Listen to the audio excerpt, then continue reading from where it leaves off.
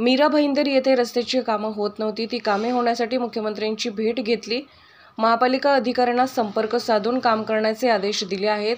उत्तन येथे डम्पिंग ग्राउंडला आग लागते, त्याचा रहिवाशांना त्रास होतो। तेथील लोकांनी मतदानावर बहिष्कार घालण्याची भूमिका घेतली आहे। ते कानावर घालायला आलो होतो। शिवसेनेचा भगवा ठाण्यावर फडकतो। ठाण्याची ती परंपरा आहे। एकनाथ शिंदे जो निर्णय घेतील तो आमच्यासाठी अंतिम उमेदवाराचं नाव जाहीर झाल्यानंतर एखाद्या सैनिकाप्रमाणे लढणार। ठाण्यावर आमची सत्ता आहे, त्यामुळे ही जागा आमचीच आहे।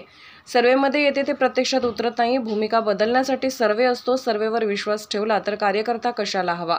गोडसे हे शिवसेनेचे खासदार आहेत। ती जागा शिवसेनेची आहे, ती शिवसेनेला मिळावी। 2 वेळा निवडून आलेल्या खासदाराला तिसऱ्यांदा तिकीट मागण्याचा अधिकार आहे। वैभव नाईक यांनी महायुतीवर टीका केली होती, त्यावर उत्तर देताना सरनाईक यांनी महाविकास आघाडीने जे उमेदवार जाहीर केले त्या जागेवर काँग्रेसचा डोळा आहे।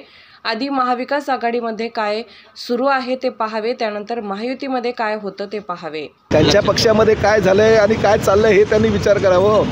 त्यांनी जे उमेदवार जाहीर केले त्या उमेदवारावर काँग्रेसच्या लोकांचा डोळा आहे आणि काँग्रेसची तर ही भूमिकाच आहे की जर जागा ते आमच्यासाठी सोडत नसेल, म्हणजे सांगलीच्या जागेविषयी किंवा परभणीच्या जागेविषयी जर सोडत नसेल तर त्या ठिकाणी मैत्रीपूर्ण लढत करू। आधी त्यांनी महाआघाडीमध्ये काय चाललंय त्याचा विचार करावा, नंतर महायुतीकडे बघावं।